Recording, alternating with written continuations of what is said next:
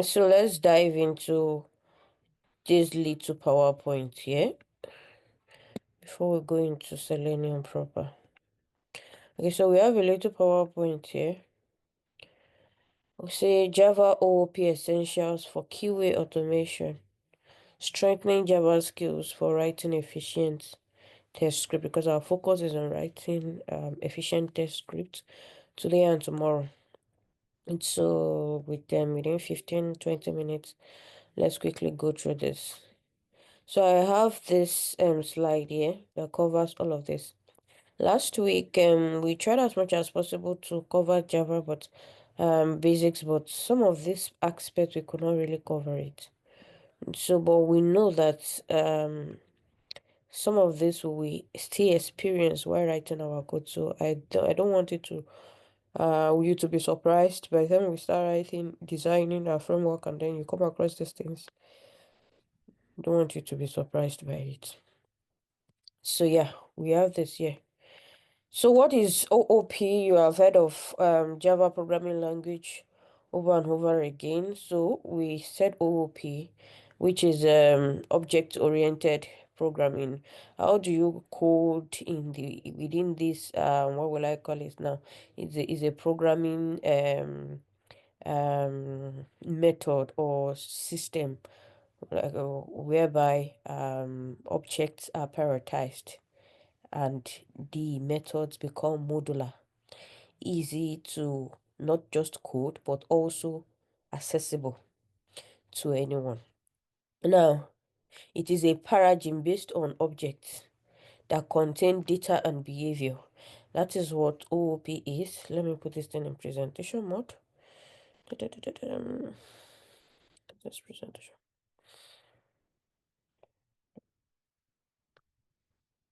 Slideshow. Okay, so we say that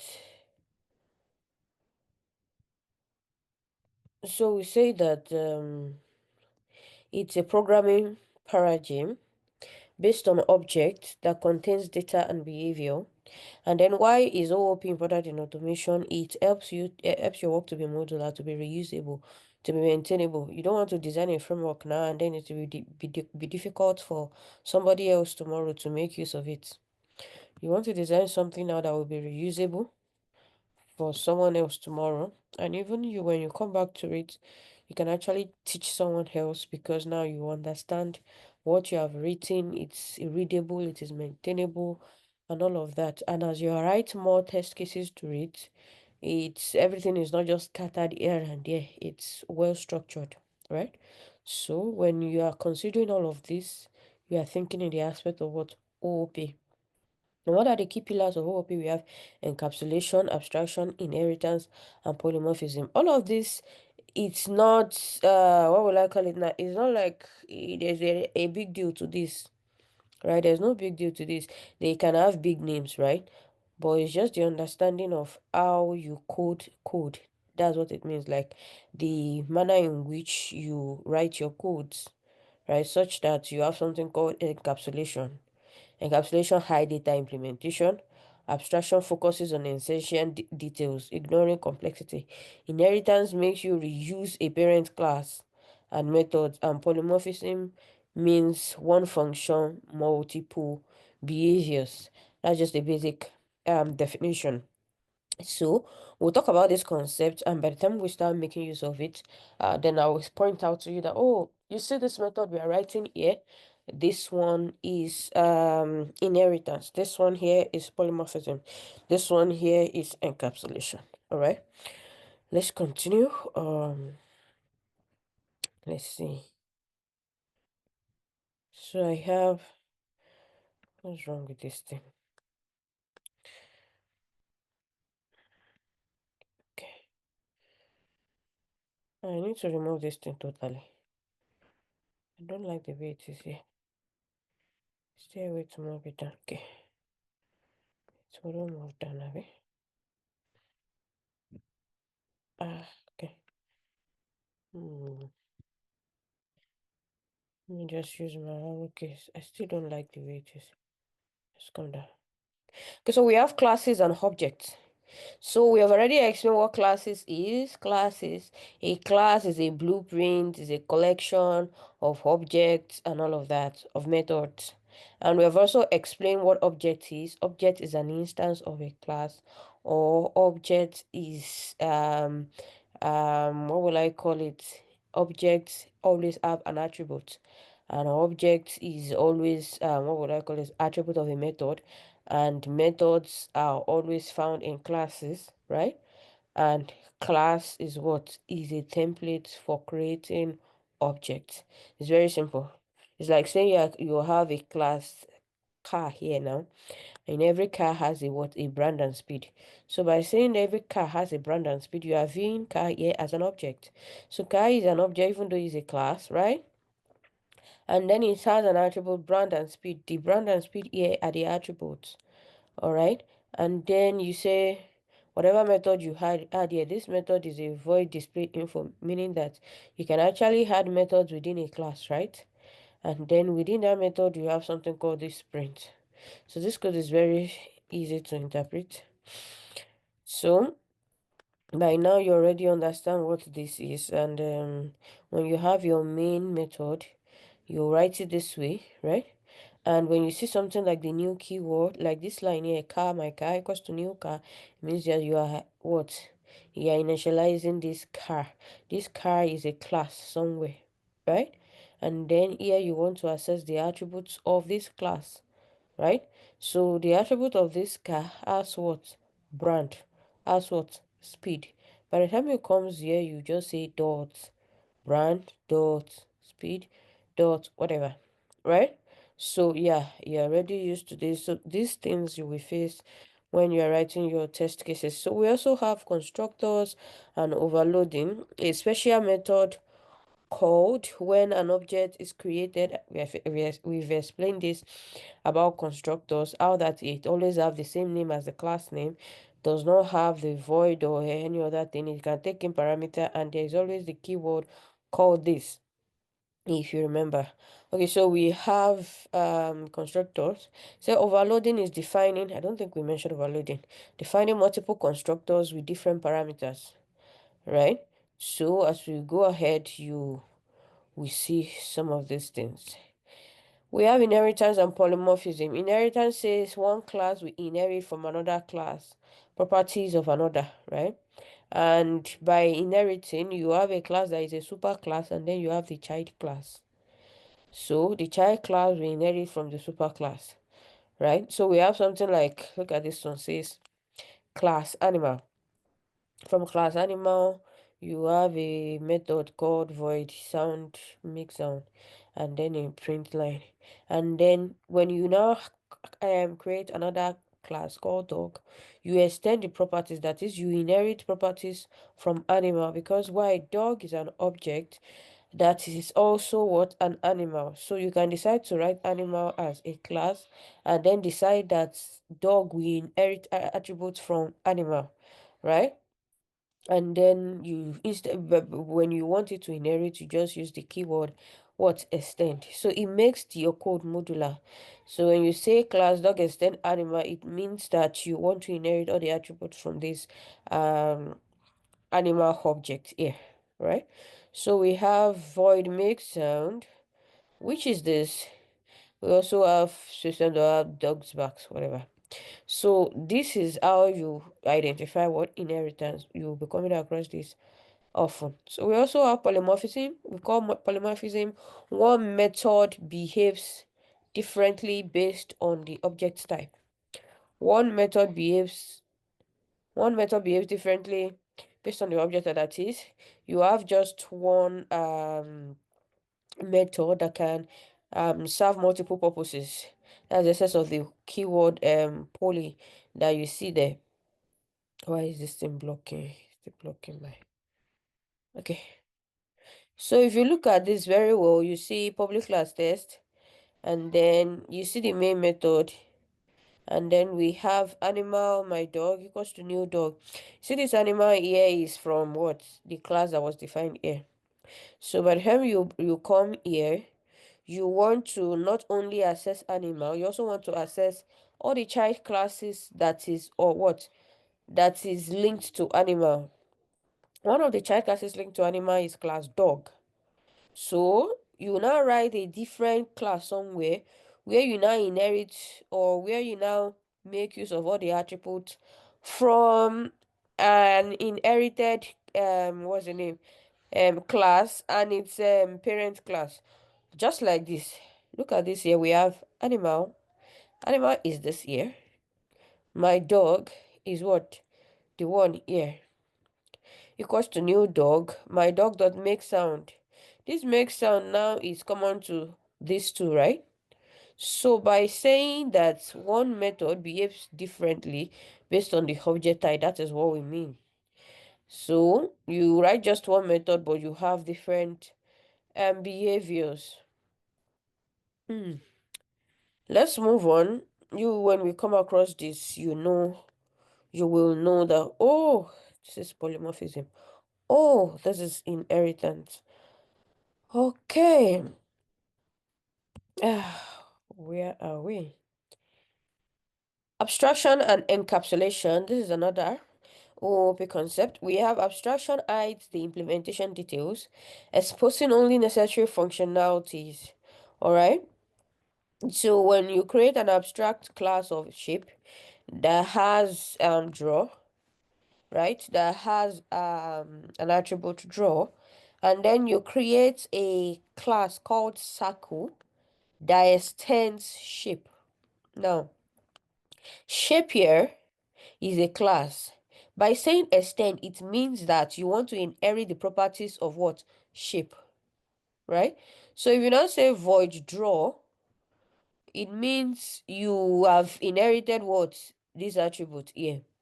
Now, but because this is not just inheritance that we are describing here, we are describing abstraction. It hides implementation details, exposing only necessary functionalities. Then you create a class test, call it class test, and then you have a main method. But however, you now call this abstract class called shape. You look at this abstract class, we have shape X, call it any name, equals to new circle, right? Where is your circle? Is the one that extends here. All right. This concept, abstraction and encapsulation, somehow also look like a concept of polymorphism and inheritance. All right.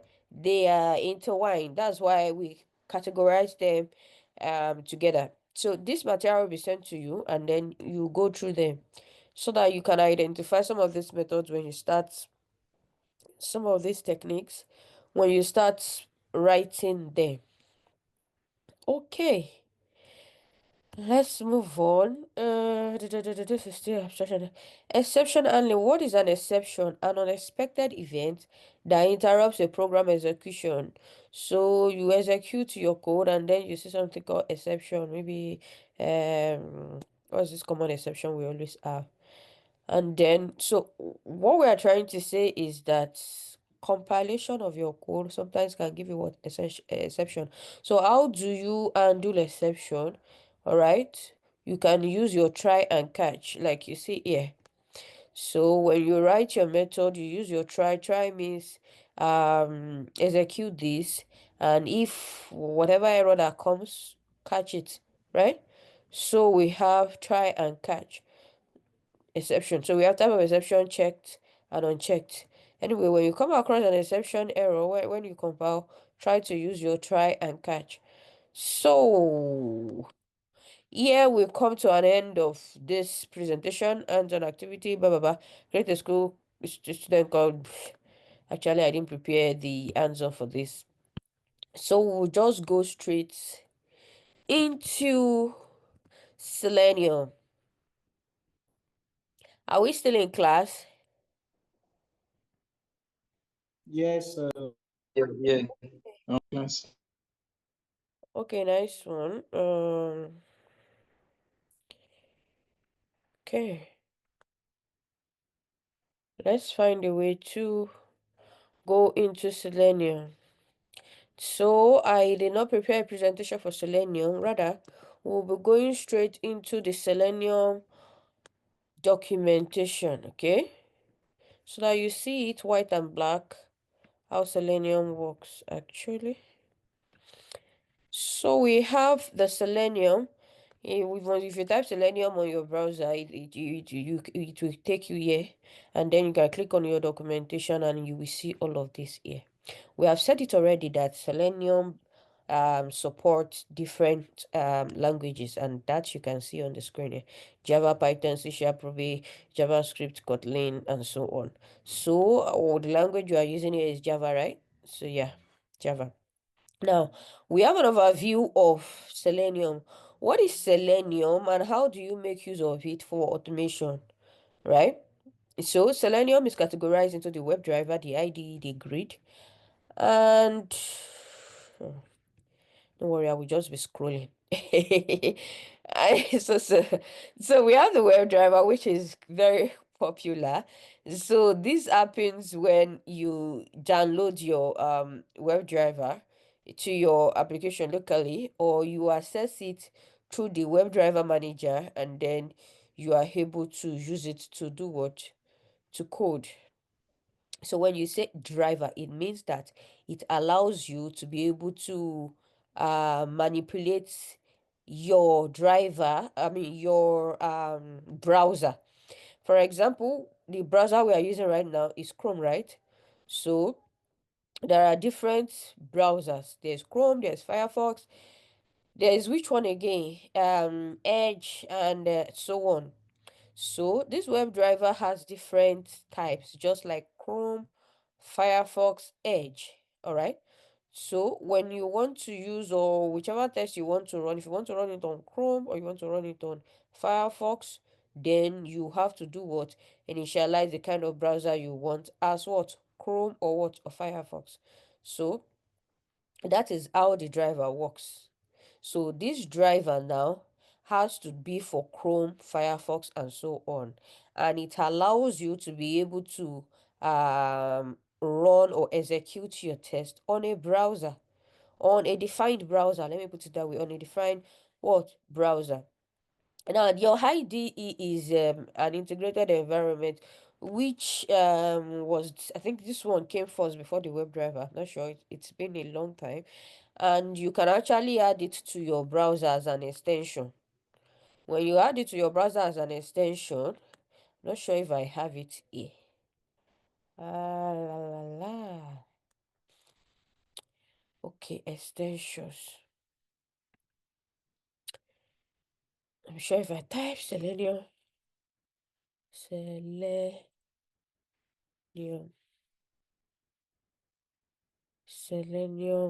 IDE. The Selenium IDE, yeah, this is the way Selenium IDE looks like.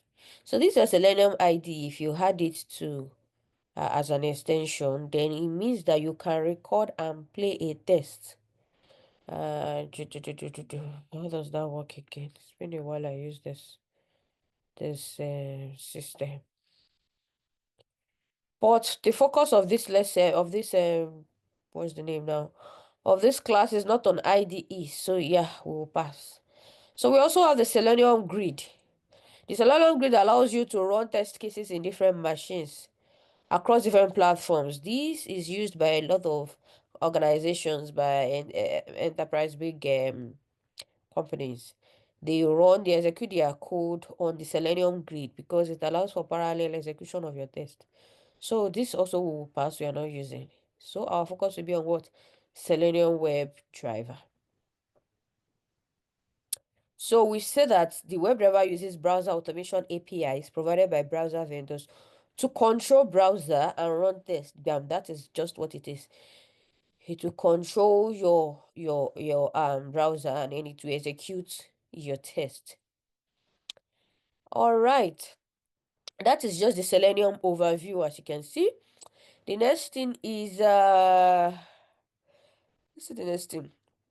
So we have the Selenium API, the library, the driver, and the framework. Okay, we'll be coming across this terminology, and this is how the architecture look like. So you have a host system. Let's say this is my system. On this my system, I want to set up a Selenium. What will I call it now? framework. Then I will have a WebDriver binding support classes. I will have a driver called maybe specific one, Chrome driver. Then I will have what? My browser. So my browser is here, I have it. So I have my Chrome driver. I will have to find a way to download my Chrome driver. And then there's also what the WebDriver bindings support classes, whereby you write all of this on your code, right? And then it makes use of those bindings to do what? To drive your Chrome driver and then do what? Execute your test on the browser. And that is how the flow works. And then when it executes your test, it passes it down to the driver, and then you also have it on your ID, or where you have executed the test, to tell you the result and all of that. So this is the architecture of the host system called the Selenium host system. Okay, we said that you will come across API, or already you know what API means, application programming interface, right? So there is Selenium API, there is Selenium Java, which is like the library. We have the Java files for Java, for this, for that. And there's also the driver, responsible for the actual browser. So, and then we have the framework, an additional library that is used to support maybe your JUnit, your Cucumber, your TestNG, your Robotium, and all of that. So all of this you will come across by the time we start making use of our page object model.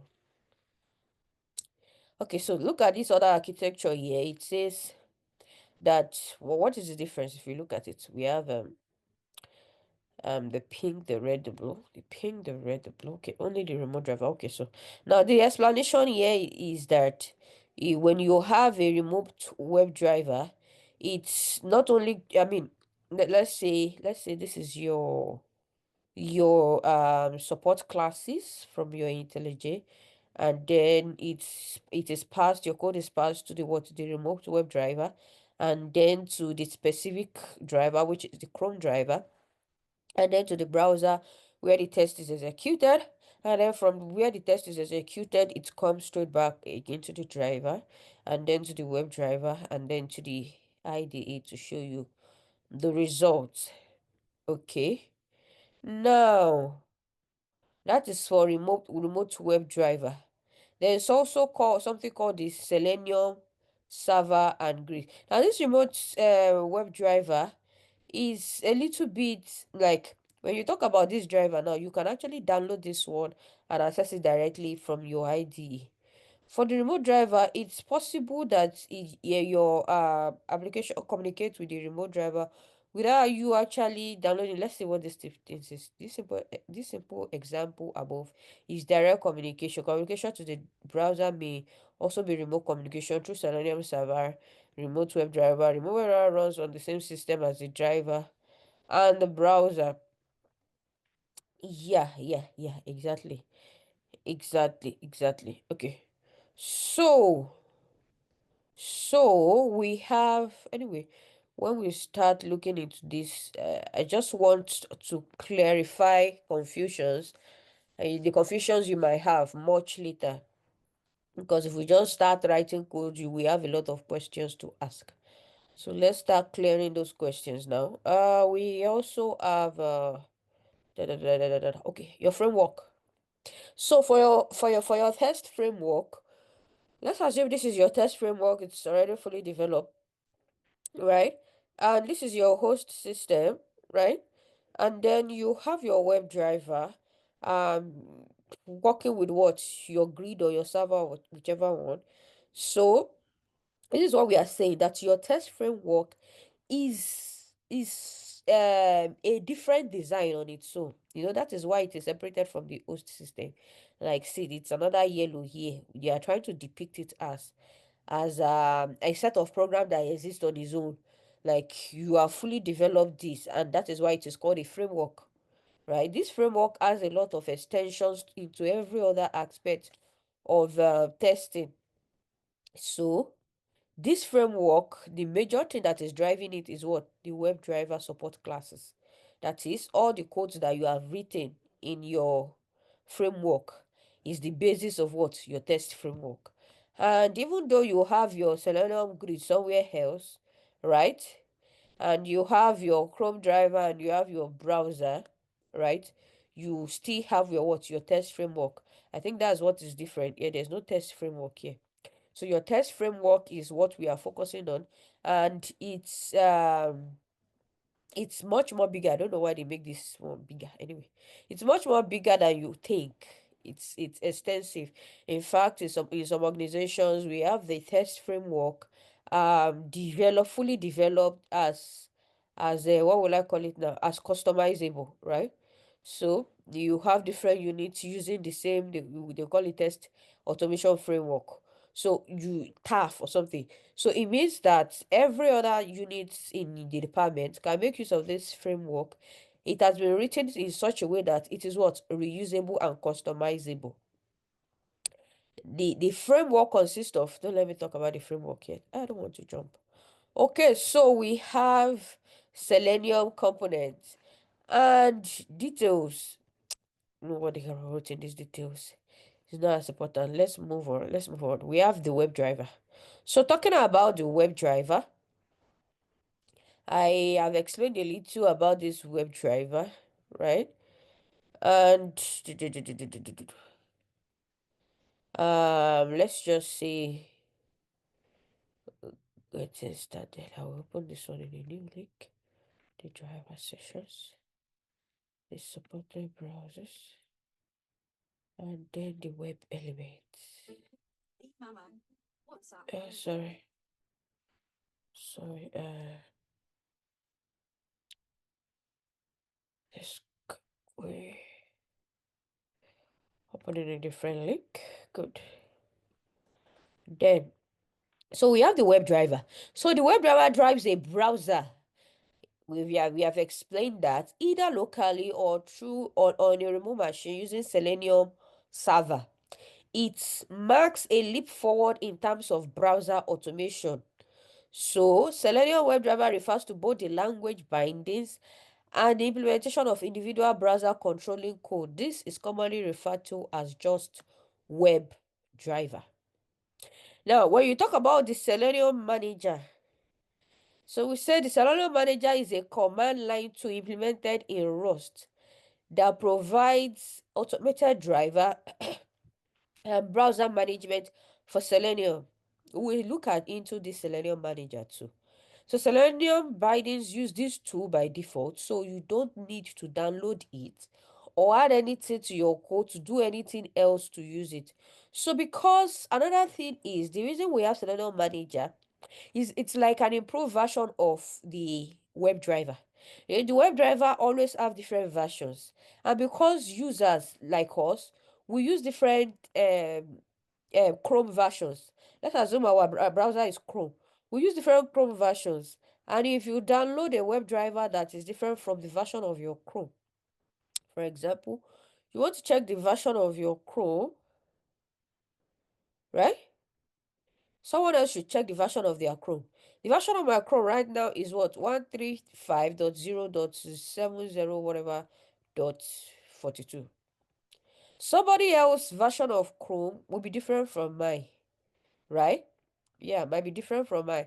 So at the end of the day, and another thing is once Chrome makes an update and you are still using the local version of your previous version, then when you execute codes, it might be failing because why? Because the version has changed and you might need to delete it and go and download the latest version. That is your Chrome version. Let me repeat it again. Your web driver has to be the same version as the browser you want to use to execute your code. If the browser you want to use to execute your code is Chrome or Firefox, it has to be the same version of what? Of that Chrome or Firefox that you will download for your what? For your web driver. Okay. So, because of all this up and down, we have something called the Selenium Manager. So this Selenium Manager does not care about the version of the of the Chrome, this one that I'm using, right? It does not care about it. It's just automatically picks your browser, and then it executes code with it. Yeah. So we can also try our hands with what Selenium Manager. So we'll be dealing with, like I said, we'll be dealing with grid, we'll be dealing with IDE and so on. Now, looking into getting started, how do we proceed with Selenium, right? The first thing, like I mentioned in the first class, we have done this, right? Can you remember? Have we not done this? We, do you remember this? Am I talking to myself? Yeah, yeah, I remember. Yes, good. That's adding a We have, dependency. yes, we have added this particular dependency in our page object model. So we Yes. explained in the first class that there is something called page object model, pom.xml. What our pom.xml does is to, what our pom.xml does, is there a way to, let me see, there probably, there is a way. Okay, so this is better. So what our pom.xml does is to manage our dependencies, okay? Let's go there. So I will open a new project. This is not the same laptop I used the last time. The last time it was a Windows laptop, and a lot of us complained when we were using Windows system and not Mac. So if you had followed that time and you had set up your IntelliJ, you won't be having any issues right now. So I will call this one QHFit uh automation class. Okay, so a new project, make sure that this is Java here, language, and this is what Maven. Let me choose another version. I can choose it then, and then create a new window. Okay, so as you can see like this, when you create on your own too, this is how it will look like, right? Now, so when you create this Java project, you have something called pub.xml, right? From Maven. As you can see from Maven. Now, this is how you always update your pub.xml. Can you see my screen? Okay. So I'm clicking on this to refresh my pub.xml. You can't see my screen? I can see your screen. Okay, good. Let me increase this display here.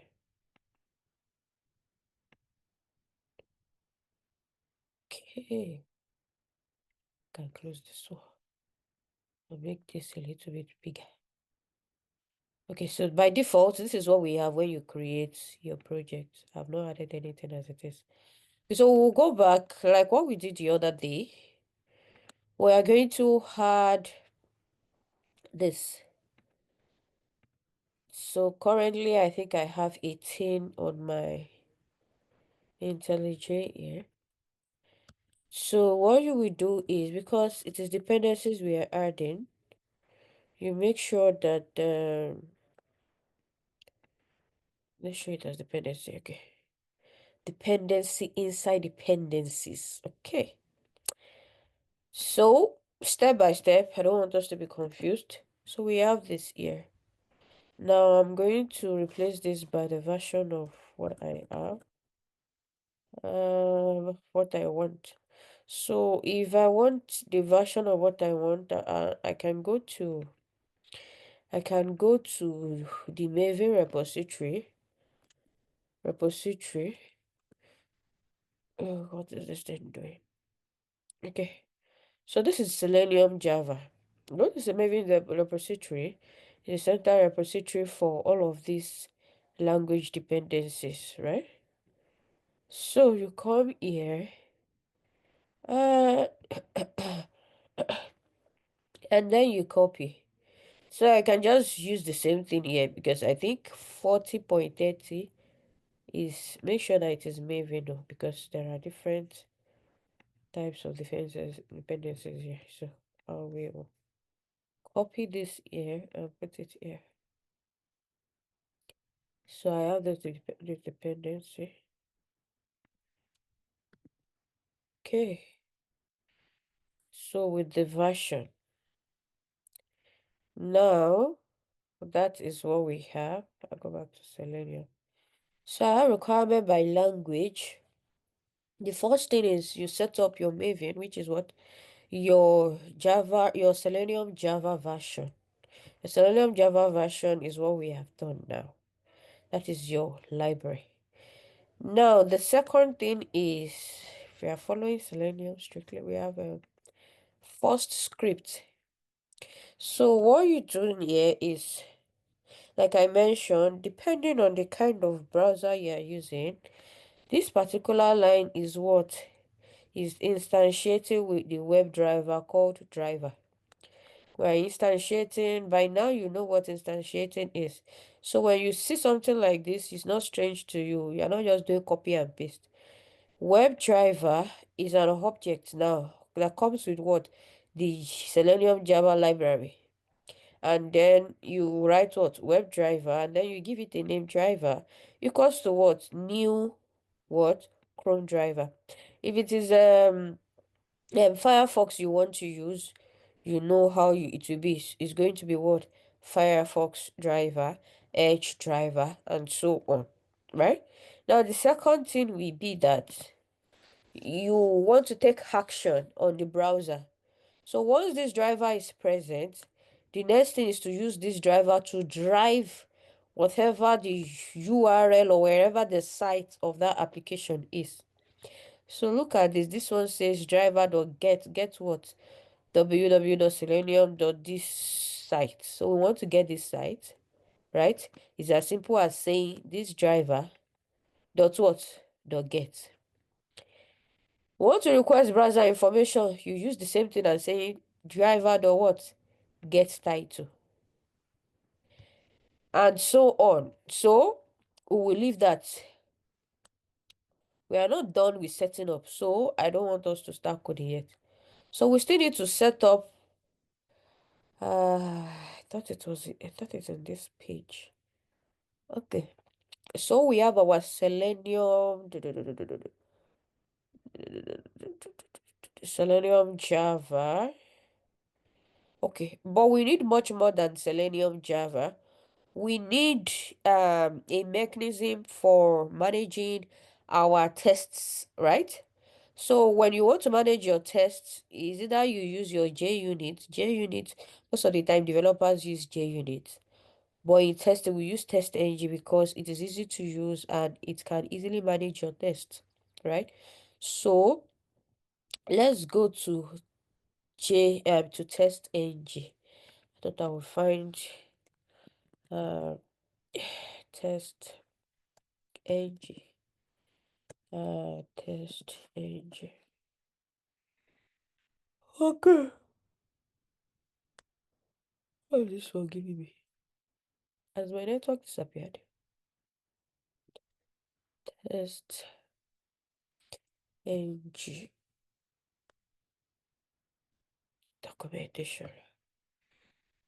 Okay, good. Good. That's nice. Okay, so this is how in Maven you write your test ng. So we have something called what? org.testng, testng, then the version, just like the same way you wrote your Selenium Java. You are going to pass in something like this too, right? So, however, uh, this should be the latest, I think, this version here, 7.9.0, right? So we are going to pass this directly. We'll come back to explaining this test ng very well again. So we have this here, test engine. Copy this and put it here.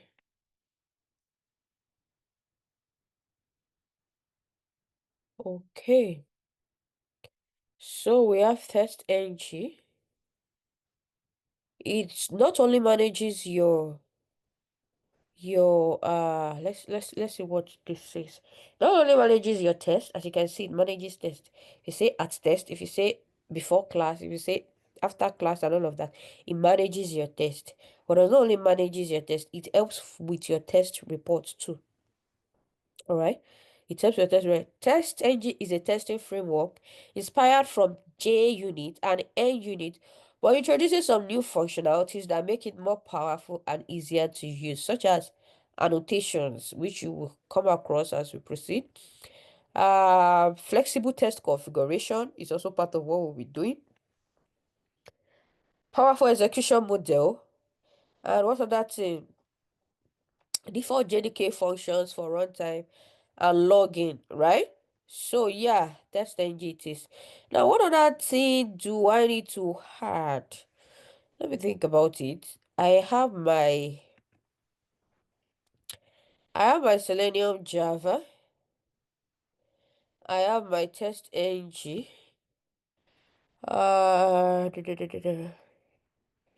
I also need my log4j. Let me check. Log4j. 4j. For logging, yeah. I will go straight to log4j. Okay. Okay, so this is a Java logging framework. It's also a framework. All right. Industrial grade Java logging framework composed of an API. Its implementation and component assist. Blah, blah, blah. That's not the point. Wait, let's go back. What 4G am I looking for? It's not Wikipedia I'm looking for.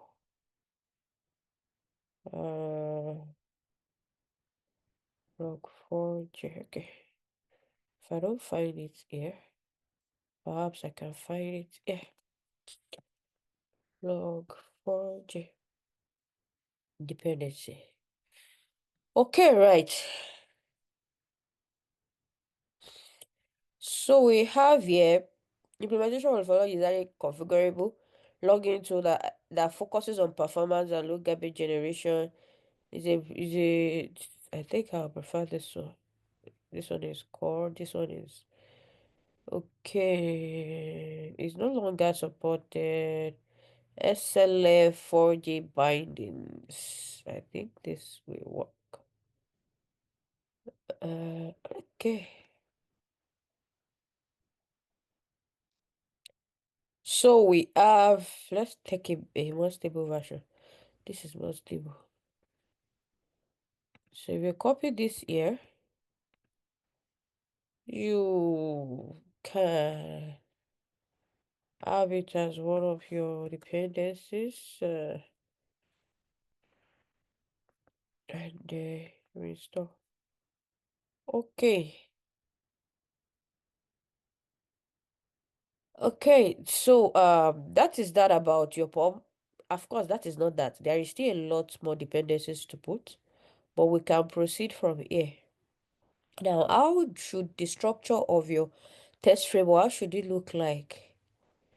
So we have something called the SRC, which you can see right here. The SRC consists of main and test, right? And in the main, usually you write your page object classes, right? Which we mentioned last time. In these resources, usually you put in your configuration files and your data properties files. And in your test, you write your test, right? Now, let's do something. We still haven't downloaded the Chrome WebDriver. Let's download that before we come here. So the Chrome WebDriver, We have seen the version. Let's check again. What version am I using? Make sure you download the version of your Chrome, please. So I have 135.0.this.42. So I will say download Chrome.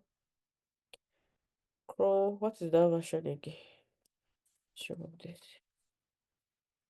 Okay. So I have this Chrome I want to download here. Chrome for developers. That is the site. Go there and let's see how this is working. Um,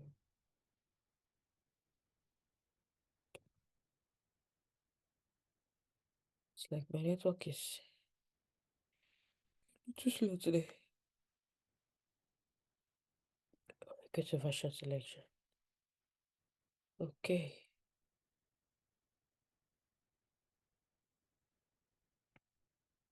Wow.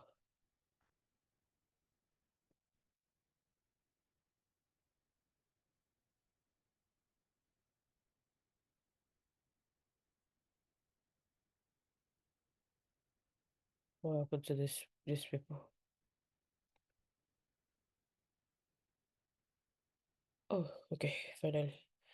Okay, so the version I want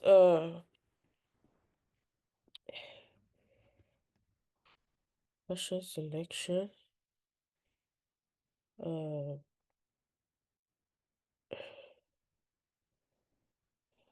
latest this latest release.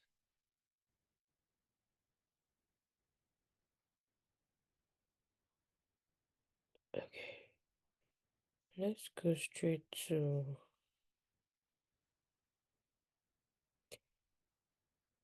something else. Okay, I think I'm in the right site now. Okay, so let's see, just to be sure. Okay, so I can send this to a lot of us here. Let me see if I can send this in the because a lot of people always have issues with this part. Send it here. Okay. So I have these are the current releases. But my version is I think .92, isn't it? 42. 135. 13. Oh, this one's a 11 something. Oh. Okay, these are old versions. Version selection. Oh, this is crazy. It's been a while I used a normal Chrome driver. We use Selenium Grid where I work. Okay, Chrome driver with okay. Uh,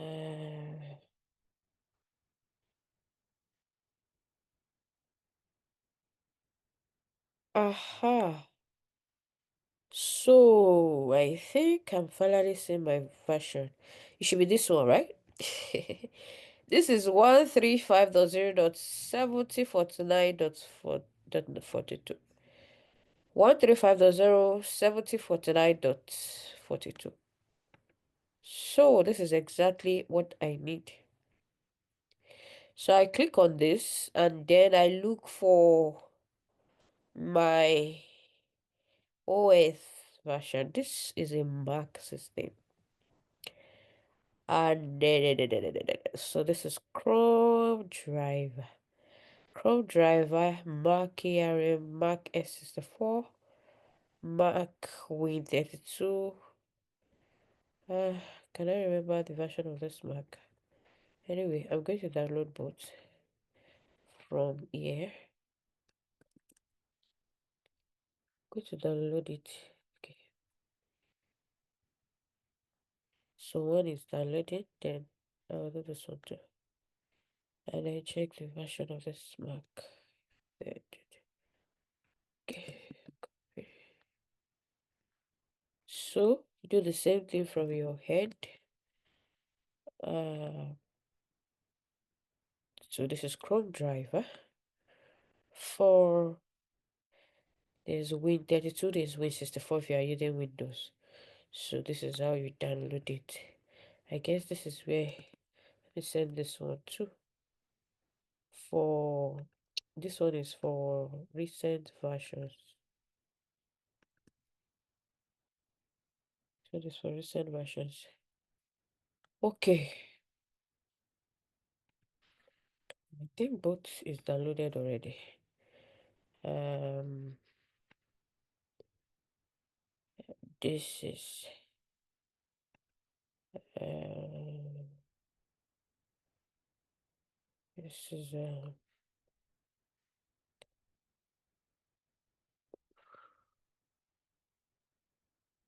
not even sure.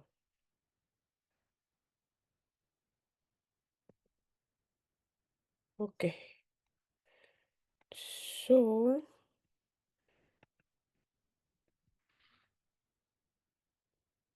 Mac X64. Let's use it like that. Where is my downloads? I'll go to my downloads and I will look for what I have downloaded. I downloaded two. Then this is what you will do. You will create a driver folder here. And before you create a driver folder, by the way, look at this package name. Let's refactor it. Let's change it to we can change it to so in some what's the name? Some comes with com dot, by the way. So you can also have com dot or org dot, right? So don't be confused. So we have org dot let's call it QFed or automation class 2025. Okay, so this is what I will call my package.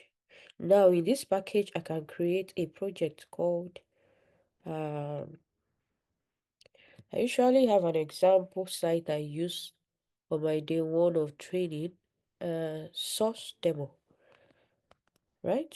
I can call this source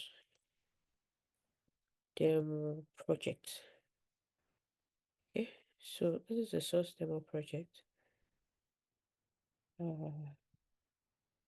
So when you create a new package, you already know how you create it. I will delete this. It comes by default with the creation of this project. I don't need it. So I will delete it.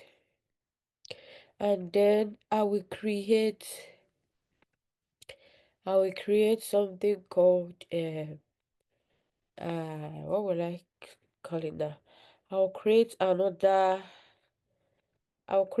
package called what will I call it now? I can call it, okay, I can say new new um package called mappings. Oh, sorry. Let's do it again. Refactor. New package called package called um, yeah, I wanted to say source demo project. So cancel. Okay.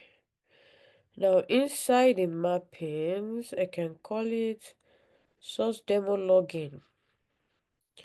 Inside here, new Java class. Source demo. Source. We'll go there. I'm just creating names.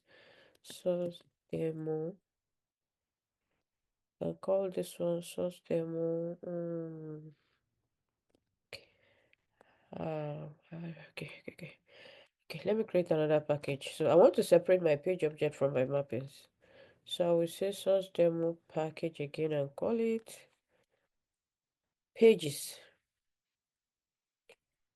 Pages. Good. I have mappings, I have pages, except that this is supposed to also be, let me refactor this. This is supposed to be, let's go, this good.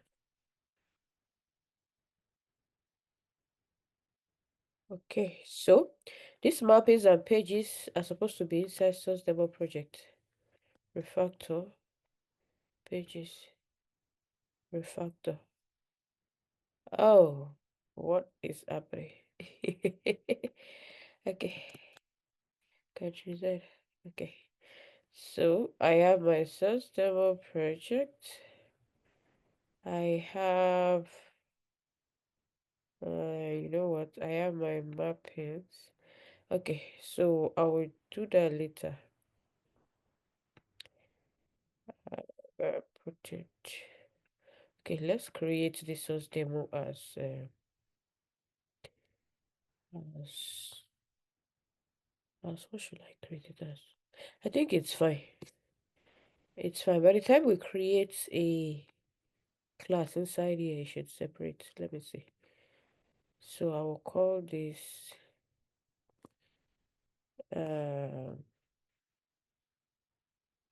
I will call this source demo mappings.java.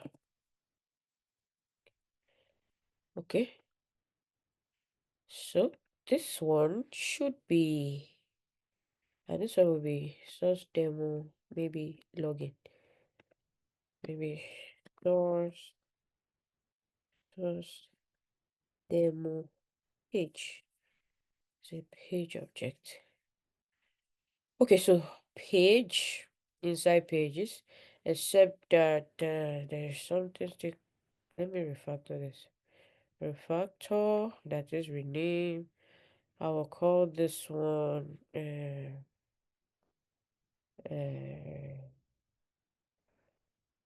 source demo project refactor. Source demo project refactor should be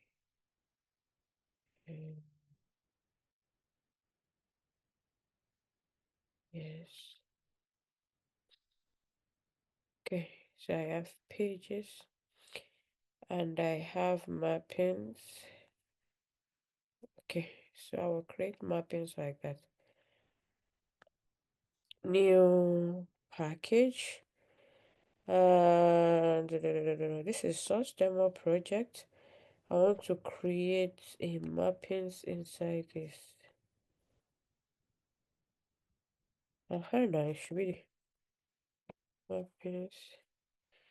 So I have mappings. Yeah, this is what I've been trying to do. Now inside mappings, I want to have this class there. Good. Hold on. I have mappings, right? And I have pages. Okay, so this is where we have our mappings and pages. Good. Okay, so for test, let's see what we can do. By the way, you also need a test base. So let me create something called a class, new class, test base, Java. Here we are going to initialize our driver path and all of that, and the base URL. Okay, so we have our test base, this and this. These are just name creation. Don't worry yourself. we have test here. So how do you create your test? You can come here and maybe use the same package name here. Let's use the same package name here. So I have new package that I call org.qefit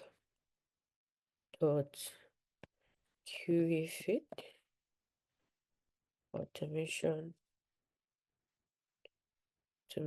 class 2225. Okay, let me call it that. Good. Then yeah, I can also say another package called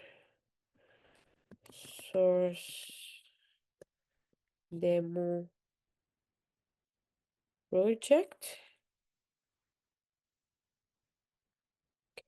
And inside your source demo project, I want to have my first test. No, let me call it, let me refactor again. Let me refactor again and call it, cancel. Let me refactor it again and call it, test, currently, test, test, source demo project. Okay, so inside test demo project, I can now say maybe source demo login test. Yes. So I can say new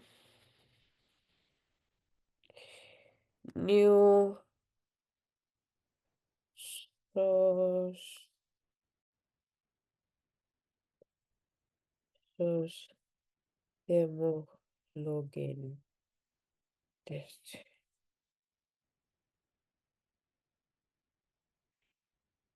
Hard. Okay, now I have this. I have this. Okay, good. Now let's go to drivers. We were talking about drivers the other time. So how do we where should I create? Okay, so I can put it here. I can put it here in the framework. I'll call it new package. Call it drivers. Drivers. Okay. So inside this driver I can put a Java oh, should I have called it that? I can call a new directory. Okay, let's do it again. New new da, da, da, da, da, da, da, da, da. Mm, okay. New, new part, new. Okay, let's put it this way. New directory. Let's find a directory for it. Sorry, I think I was on test. Oh, I was on test. No, now the drivers will not be in test. Let's delete this. Okay, so let's delete. Good. Okay, so I have new directory which I can call drivers, right? Drivers, and then maybe slash. Okay, so let me just say drivers. Then here I can have Chrome. I can have multiple driver or web driver that I want. So I have Chrome here, and inside my Chrome, right? Inside my Chrome, I will put the Chrome driver I just downloaded. So let's look for the Chrome, the driver I just downloaded. I will unzip it. Open. Share. No, not that. Open with unzip. Okay.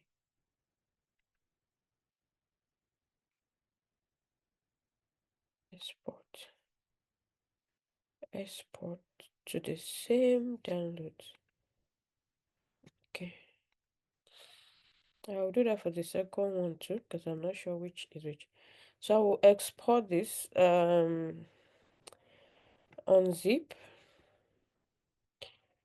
and make sure you unzip, right? And then what you now do is after you have unzipped the two or the one, the Chrome driver, now look for the location of your project. How do you look for location of project? You can right click and check check where this project is. It's inside this part. Look at it here. So if you are using Windows, you can just copy this part and paste it directly in your file explorer, right? So I can see that this is in document. QA fit auto class document. So I'll go to my document. Let me copy it. Copy the boot. Copy. I'll go to my documents. QA fit auto class. I can see it already. Now I will look for my drivers. So this is my Chrome driver. This is where I will uh, put it. Putting it here. Okay. Now this only means that externally added files can be added to Git. Okay, so I have my driver should be present here now. So I have a Chrome driver here now, right? Great. Now the next thing you should do is you should work on your test base.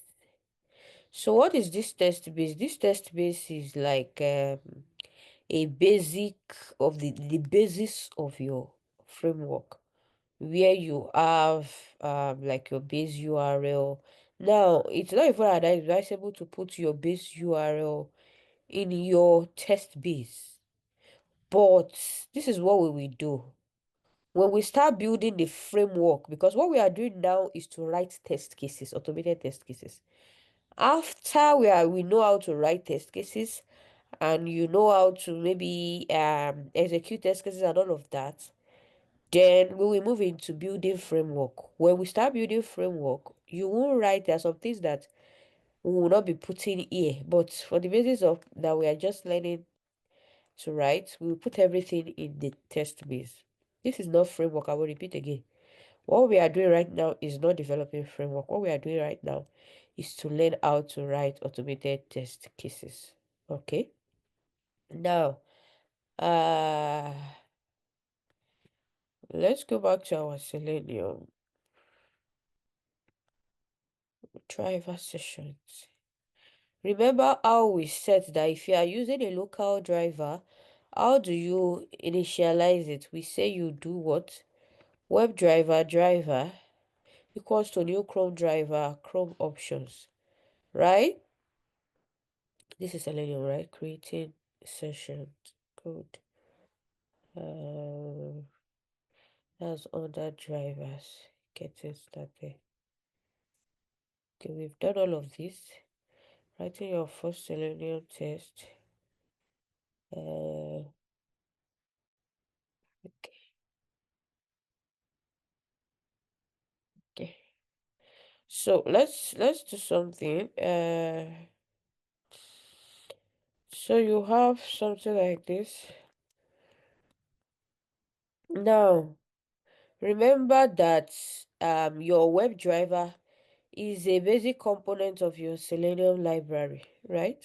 So when you do something like this, you have to import it. So we talk about imports.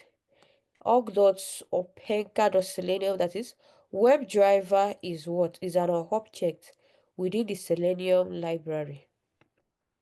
Okay? And we are trying to access Chrome driver that is also within what? This WebDriver. Within the Selenium. Okay, so Chrome options is not yet defined.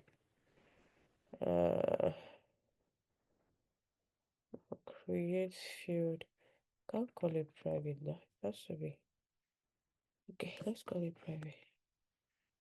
So we have our driver. Now remember how that this Selenium has put all of this here. It says we want to take action on a browser. How do you do it? Driver.get. It's as simple as that. Now, what do we have here? We have driver. And try to make it as simple as possible so that when you go on your own, you can dot get. Okay, so what's this one say? So let's say, okay, maybe because we use Chrome options, let's use this one instead. There's Chrome options, there is the normal initialization. So let's do this. We'll use this first and then we'll do Chrome options later. Okay, so we have um, driver dot navigate. Let's also say navigate. Okay, navigation equals to this. Driver dot navigate. Driver dot navigation dot. Is this the only options this thing is giving me? Sorry, no WebDriver. Driver dot. Aha, this is what I'm looking for. Driver.windows dot target locators dot navigation. Okay, let's see. Oh, there's something called navigation. Navigation. Okay. So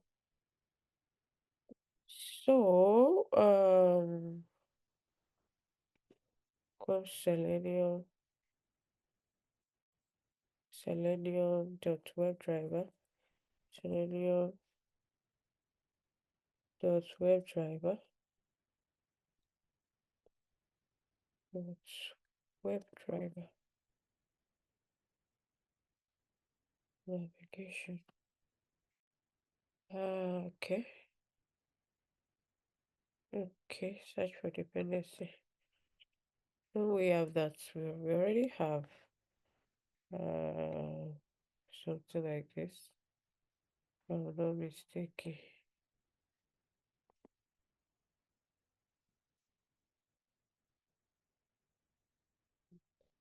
Okay, let's see. Okay, so we have driver.get this and driver.get title. Okay. Basic 8 components. 8 basic component. Let's do this 8 basic component. I don't want to jump it. Let's just do it. Okay, so we are following what we have here, right? Let's see. Cancel. We are following what we have there. Okay, so we have something like this. Okay, maybe because we don't have any other method. So let me say public. Let's create a constructor here, hopefully. Public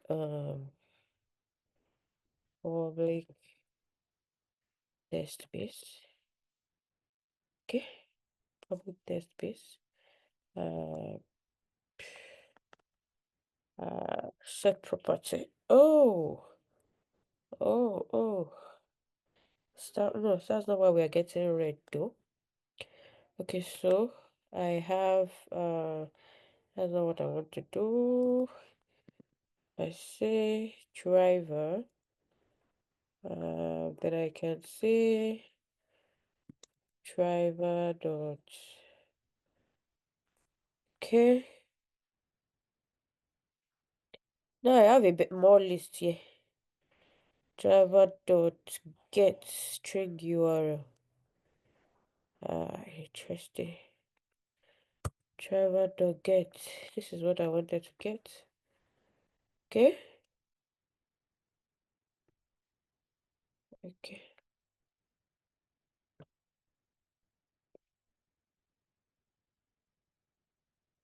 Okay, this is what I wanted to get. Now I have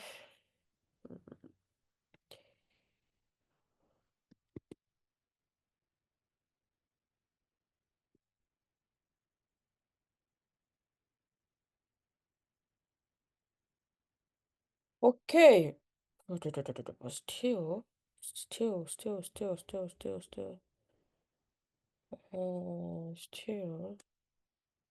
Yeah, I know I'm missing something. This just driver equals to driver, then set property, and then get. All right. So we are setting property. Don't worry, I'm coming back to this property. This property is saying that get the properties of this driver, which is this driver's here, right? So this I will call my web driver. This name is fine. But however, to get the location, you right click. Look at this here. Right click and say maybe copy path. Now this copy path, make sure you copy from the content root. This is where our Chrome driver is. So it's going to be this part dot .xc. That is the property of this Chrome driver. And then we want to get this URL. So we'll test with this URL before we test with our source demo, right? Uh, uh, uh, uh, uh, uh, uh. I'm feeling like there's still something else we are missing. Okay. Now, close drive.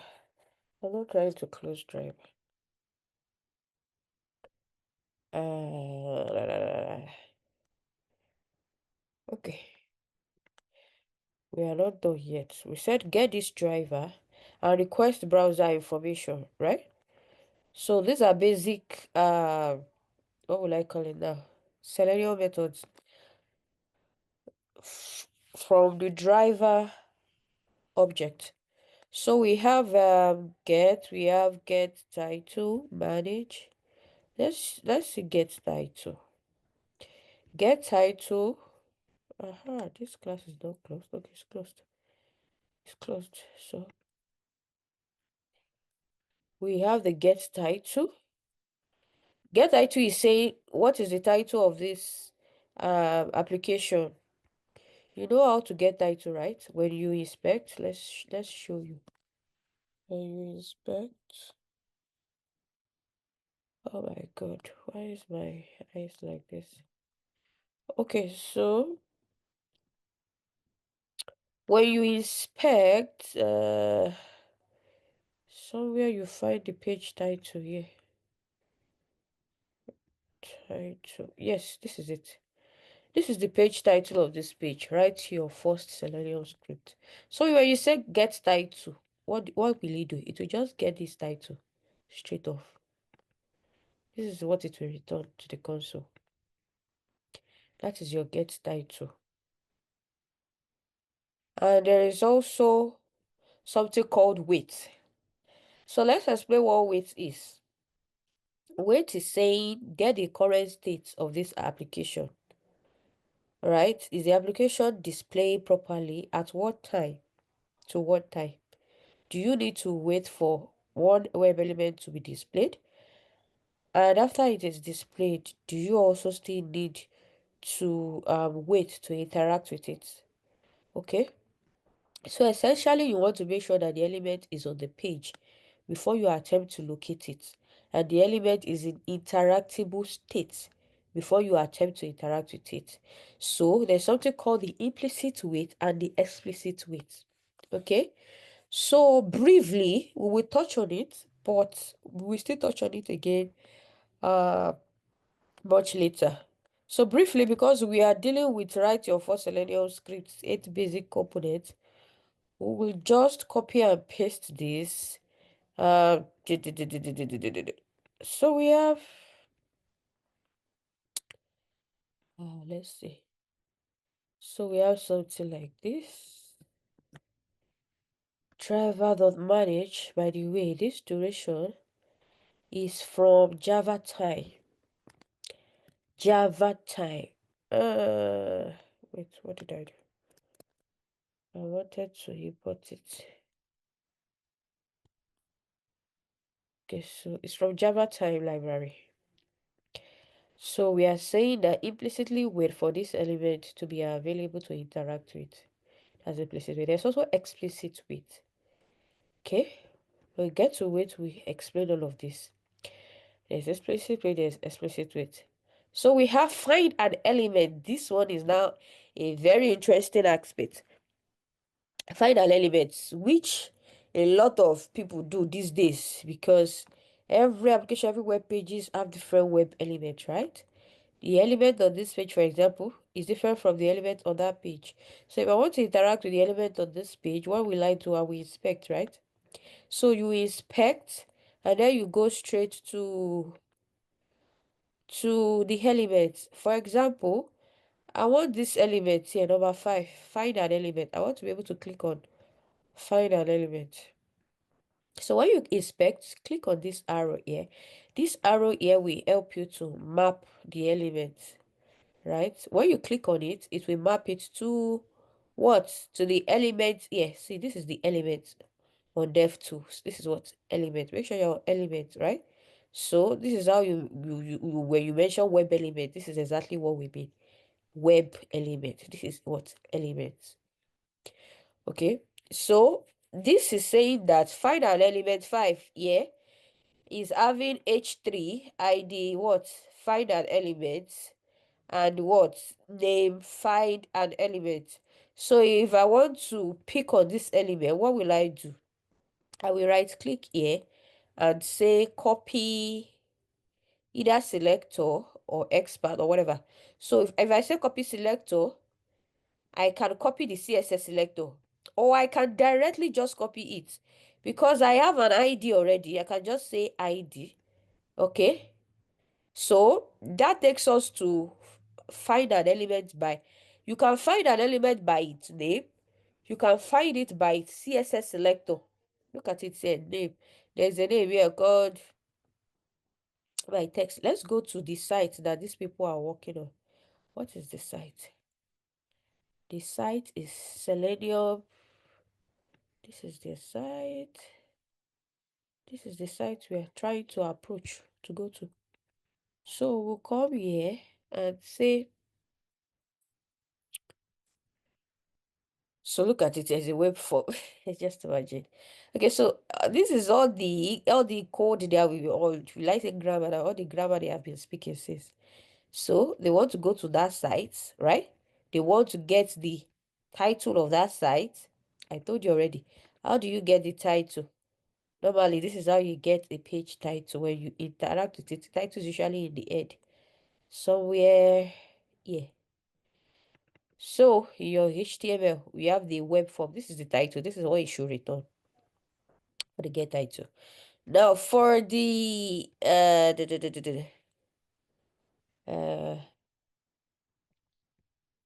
okay, this is wait. Now get elements by, now it's asking for text box and submit button. Is there a text box and submit button on this page? Yes, there is a text box and there is what? A submit. So we have text input, password, test area, and so on, and submit. So if you want to get submit, for example, this submit is a button. Look at it. I clicked here and I clicked here. The moment you click it this way, it will map it to its element. So now this element is what button, and it has a type, it has a class, and it has its name. Now, for this example, there is no ID on it. So what will I do? I will just say copied CSS selector and use what? The CSS selector. Okay, let's see what they used here. They used name, right? They used, oh, they used CSS selector also. Beautiful. Now, they used name for one, for text box. So let's see what they used here. They used name for text box. So let's check this text box. So if you check this text box, for example, it has a name. So you can just, without say right click, copy this. If when you interact with it, you see the name or the ID, you can just go straight and say find element by name or find element by what? By ID. So you can use your name, you can use your ID. However, if you also want to use your CSS selector, what do? You do like this, and then you copy what? The CSS selector. Now, for the submit here, let's see if our CSS selector we use for submit, if it is the same as what these people use for their submit. So that we know what we are doing here. So we have submit. We said you should use what? Your CSS selector. If I copy CSS selector, I'll copy it here and put it on my notepad. I don't mind what you are looking at here. Oh, I'm even funny. It's even funny that I can see something like this. Okay, let's see. Can you see? This is the CSS selector. Let's see what CSS selector this people have. By the way, you can customize your CSS selector. Just so you know. Okay, so CSS selector button. Okay. CSS selector button is what we have here. Uh, for submit button. CSS selector button, right? That's what we have here. So button. Okay, let's see what we selected here too. It's button. But usually I prefer to just put the entire thing there, right? I prefer to just put the entire thing there. So you can also just pick on what? Button. So that's your CSS selector. So if you use this entire one, it will find it. Or if you just pass the button, it will also find your CSS selector. Okay, so that is what find by element. So you know what they are doing here? We are trying to give, sorry, we are trying, my nose is blocked. So what we are doing right here is that you write the web element. Let's just explain it on the ID so that, oh, let's just put copy here. On the ID here, we have, I don't just want to jump straight into writing test cases. We need to understand this. Okay, so where we have something like this. Now I wanted to explain what a web element is. So this web element is a major what object in what Selenium. I wanted to tell you. So you need to import it just like the way you import your web driver. It is what? It's a keyword here, it's an object. So what do? You import. Okay. Now, if you come here, you see that you have org.opencar Selenium web element. So you have that. And by using the by keyword, it's also for what? The Selenium library. So what do you do again? You import, right? So at the end of the day, you have now that you know what this web element is, this text box you see here is just the name of the object we are giving for this web element. We are giving it what? A text box. That's the name we are giving it, right? Usually, you don't write this interaction, this web element, you don't write it in the same page as your test or as your page object. You write it in a different page, maybe called mappings, and that was why I created mappings here. So when we start automated source demo tomorrow, yeah, or finally tomorrow we'll start that. We will separate these concerns, we separate all of this into their various areas. So but this is just a brief introduction to Selenium for you to see some of the methods you use in Selenium. So we have text box, submit button, on that page, and this is how you get there. All right. So we are not done. I think it should be up to 8. This is number 5. Number C6, take action on elements. All right. So are you seeing all the titles of what we have been using? Start the session, take action on browser, require browser information, establish waiting strategy. Now interact with the elements. It's a process, right? The first one says, okay, let's look for this URL. When you look for this URL, pass it on and get the title. Then pass it on to what? To the driver. Where is it? Where is it?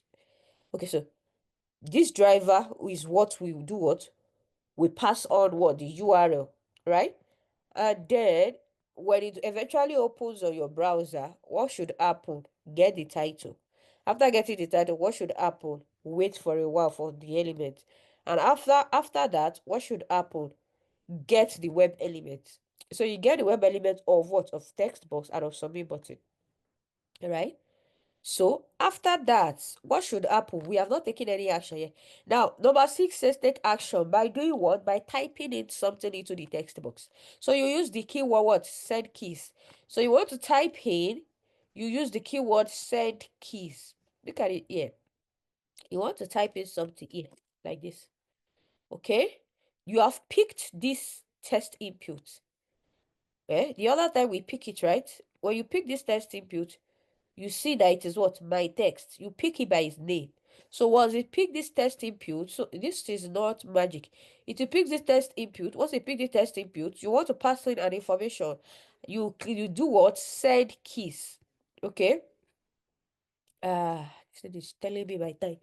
I know we have few minutes left, so let's finish this 8 attributes.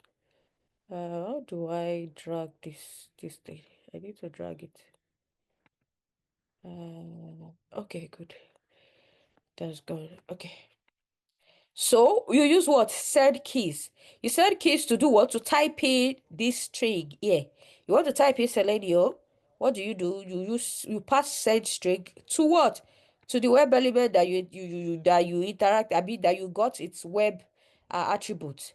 This is the web element. You got its web attribute by name, right? You got its web attribute by name. So my name is what? My text. So what do? You do what? You type Selenium into this what? Text box. And then for the submit button, which is this one, you do what? You perform an action called click. All right. So now we have looked at click, Abby, and set keys. So this is how this works. Usually, these two things we put here are usually written into the page classes, just like this. For example, it will be right, these two will be right inside a method in this page, right? And then this other one will be where? This other one will be in the what? In the mappings. Now, let's look at the next thing. The next thing says request element information. Okay, so what do we need? What do we need? You have already typed something and you have clicked on the submit button. What should happen? Let's see. If I do a manual test, this is where your manual exploratory test comes. You are not writing a test case for writing for testing for fun. There is something you want to achieve. This webform, for example, you want to test it. What did I do? This webform, for example, you want to test it. You want to make sure that it is doing exactly what we're doing, right? Then you check. This is my expectation, right? It's like everything is working, Abby. Then you do your date picker. I think we should even test this tomorrow too before we move to source demo. To be a short demo, we do in the class. Okay, so we have something like this here. Now you have done this. What will happen when you click on submit button? What is the expectation? The expectation should be the expectation should be form received, form submitted, received. This is what should display as soon as you click on send, right? Because once you have said, what is left? Let's go back. So, but however, this is the action we are expecting. We are not expecting the person to do any other thing other than type Selenium and click on submit. So it will give us the same response. So if we go back here, you say you declare what? Message. So message is what we are declaring now. We are saying web element message, driver dot find element by ID message. Now, what is our message? We go back. Is there anything called message here anyway? Is there any message here? Oh, yeah, there is message. This is the message. Okay. So we want to make sure that we get form submitted or received. If it is form submitted, what will happen? This is form submitted, right? If you click on this, you have only class and form submitted. So you also want to be sure that you got what received. So received as an ID message. Good. So we can use this received to claim. Can you see? Find element by ID message to claim that this message sent successfully. All right. So you can say message don't get text. There's something called what? Get text. That is, get the text that is in this ID. Get the text that is in this web element. This web element is as an ID message, right? As an ID, yes, message. So get the text. So it is received that will what? That will be returned to the console. Received will be returned to the console. So you have something like this. Yeah. And then last but not the least, by the way, this will also be written alongside this one. Inside your page objects. Okay, inside our page object class. All right. Now let's look at the last point here. The last point here says driver dot quit, right? Driver dot quit means like close the browser. If the driver stops, then the browser will stop, right? So driver dot what? Quit. That is what you have. All the while you have been running it and it has been executing and performing all the actions. But now you want to close the browser, you just do like this, driver dot what? Dot quit. Okay, good.